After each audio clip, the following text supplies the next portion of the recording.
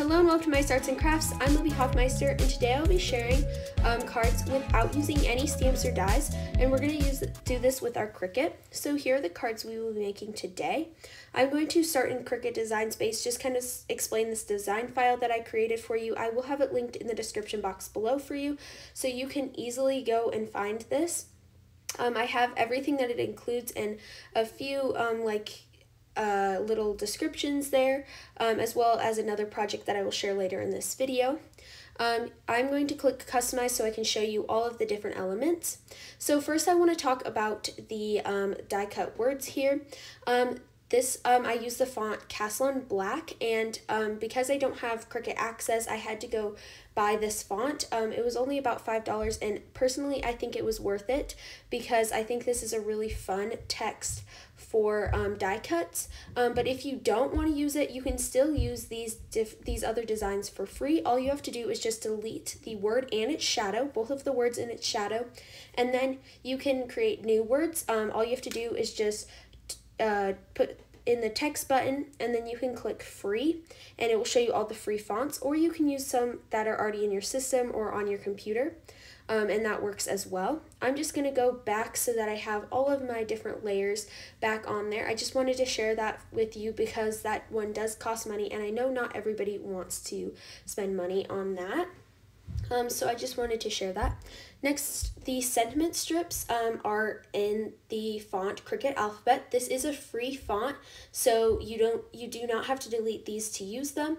This is a completely free font, and as long as you have a Cricut pen, it will write it out for you onto this, and then it will die cut it into a strip if you put it in the Cricut. And yeah, I just wanted to add some sentiment strips. I created a variety of sentiment strips. If you didn't want to use one, you can just hide it by clicking the I button on the side of the layer panel.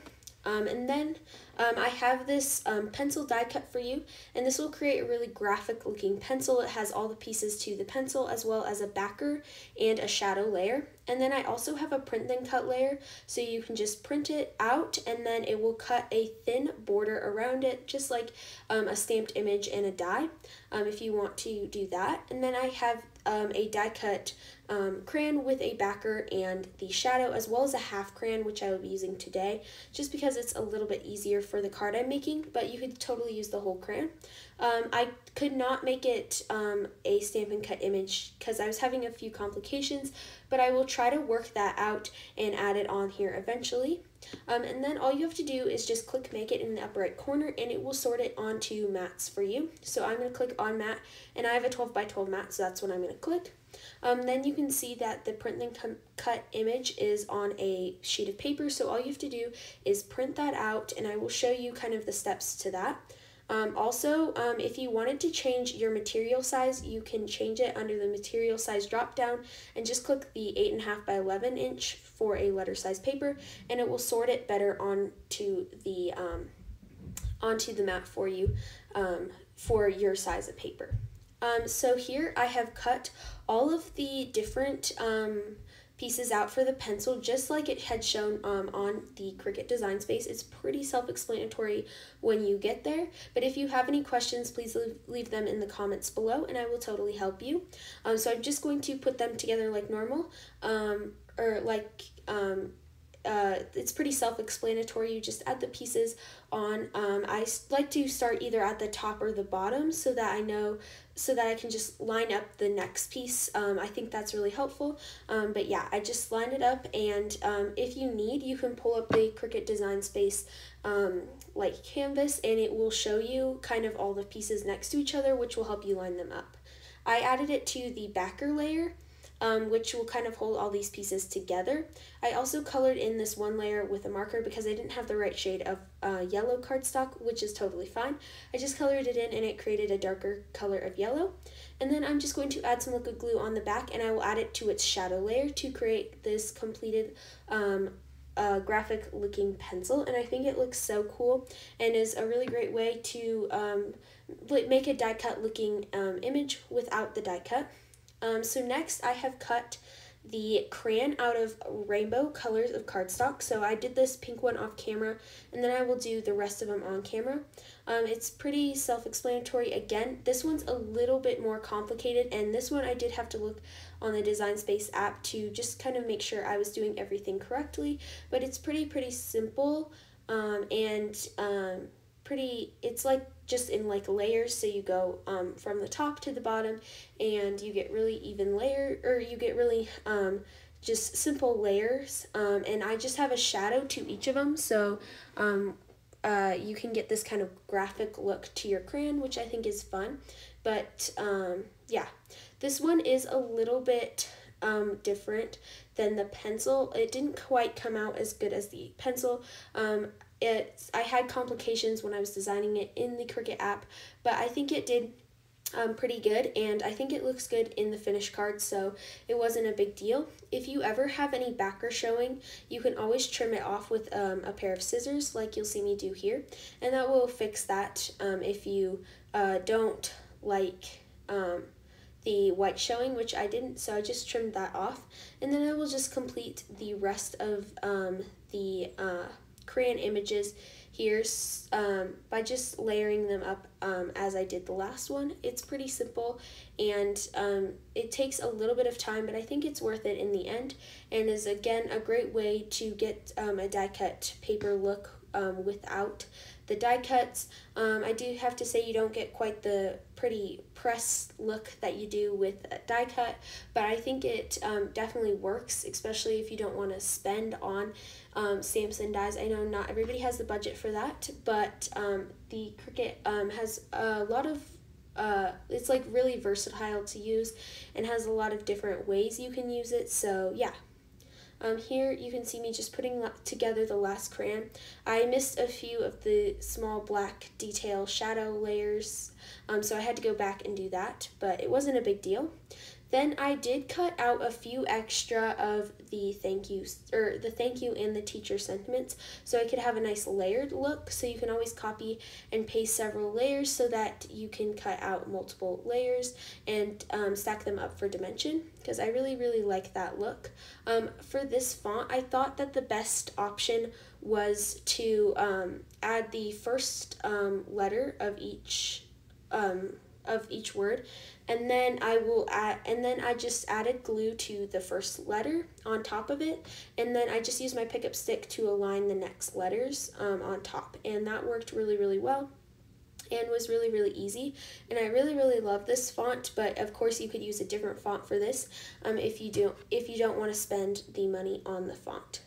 And then here, I have some wood grain cardstock from Hero Arts. You could also use a wood grain embossing folder like the one I showed there. I will link both down below for you, depending on what you want. But I thought since I wasn't using Stampin' Dies, I probably shouldn't use an embossing folder, although embossing folders are a cheaper option. And I just wanted to use things I already had, so I already had some wood grain cardstock, so I decided why not use it. So I started by just blending on with a blending brush some wheat ink from Concord and Ninth, sorry. And it doesn't have to be perfect at all. It's kind of better if it's not, because wood is not perfect. And then I took a little bit of Distress Oxide ink in Ground Espresso and just lightly dragged it over top of the paper, and it caught on the raised areas of this paper. And then to just smooth it all out, I went back over with a blending brush and some wheat ink to just finish it off, and I think this created a really cool kind of table look, and it's really great for these kind of school supply dies to sit on top of. And then I wanted to create a flat shaker because I have not created a flat shaker in a while. So I started by adding some score tape onto the back of the panel on all of the four sides, and then I will release the release paper from 3 of the sides and fold over the kind of acetate, like this is just old stamp packaging, and that's a really great way to use some of that old stuff. And then I will fill in some of my shaker bits into the open area, the one that I did not close up. And then once I like how much shaker goodies I have in there, I will just release the last release paper, and we can just fold the acetate kind of sheet over, and then cut off the corners because some of the acetate kind of bunches up in the corners, so just cut them off and you have your flat shaker. It's really low dimension and is a really fun way to step up these cards, I think. And then I'm going to line up all of these crayons on the bottom of this card panel. So this one will be a horizontal card, and then I will add the teacher die cut word and the little sentiment strip below it to just finish that off. I thought score tape was the best to use here just because it sticks best to acetate or kind of like more of the slippery surfaces. I find liquid glue can be a little bit hard on the slippier surfaces, more glossy surfaces, so I thought this was a better option and just an easier way to adhere it. So here I will adhere all of my crayons down on the bottom of this card. And then I can add the teacher word with a little bit of foam tape just to give that piece a little bit of dimension. I thought it was a great way to have a lot of different dimensions and textures on this card. It makes this card really, really interesting. So I will just grab out some foam tape for this. I also added these panels to some white card bases here.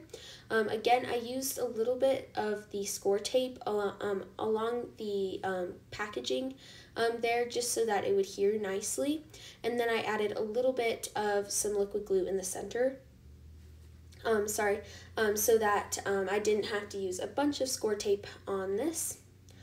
And then I will just add this to my A2 size card. I did cut this panel down about 1/4 of an inch, I believe, so that I would have a little bit of some extra room for a border.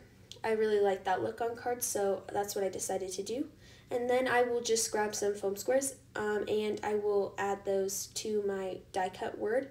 And then I can just remove the release paper off of all of those and add it up above the crayons there.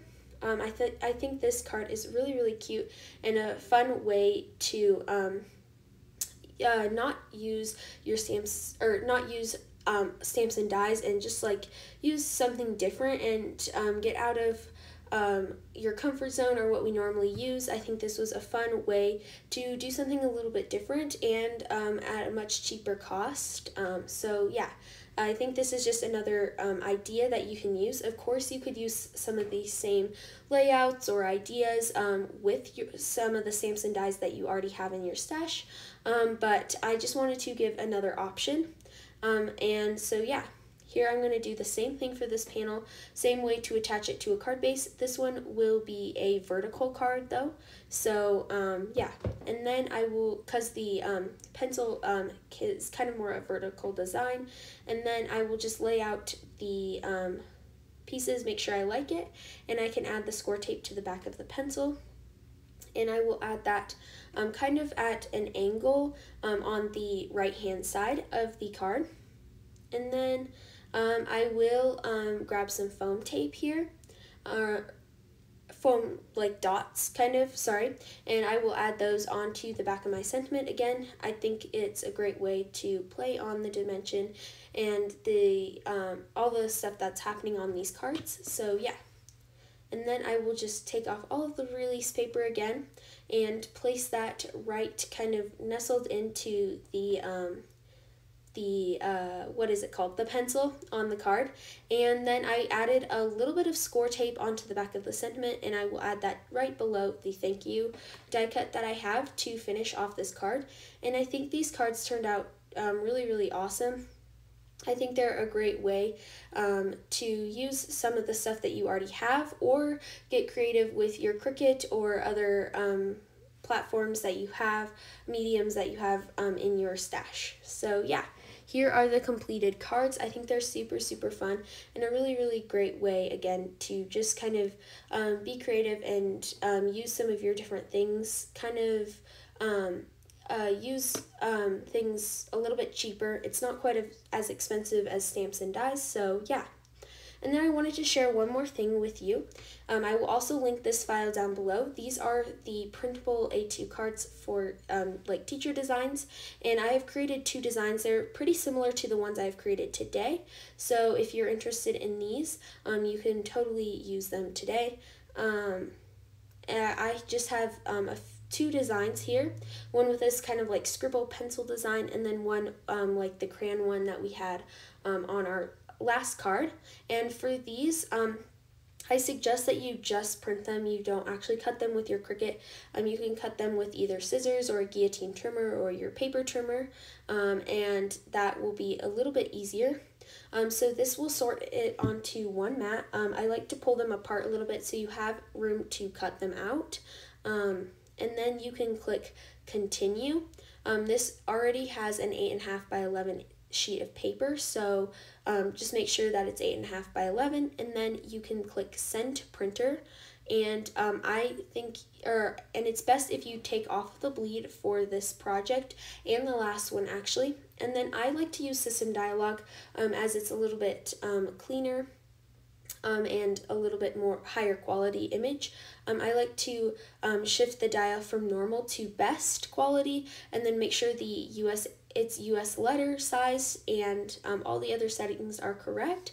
And then I will click print, and then you can cut out the panels and add them to your cards. Here are the cards I created with this, and I did add a little red heart, and I think that just totally finished them off. And these are super simple if you wanted a more simple design. I'm just giving you a lot of options in this video, so yeah. Thank you so much for watching. I hope you enjoyed, and come back next week for a new video. If you are interested in any of the supplies I used today, check the description box below. For more inspiration, please consider liking and subscribing, and for even more inspiration, check out my Instagram and Pinterest accounts at Meister Arts and Crafts. Thank you so much again. Have a great day. I'll see you soon.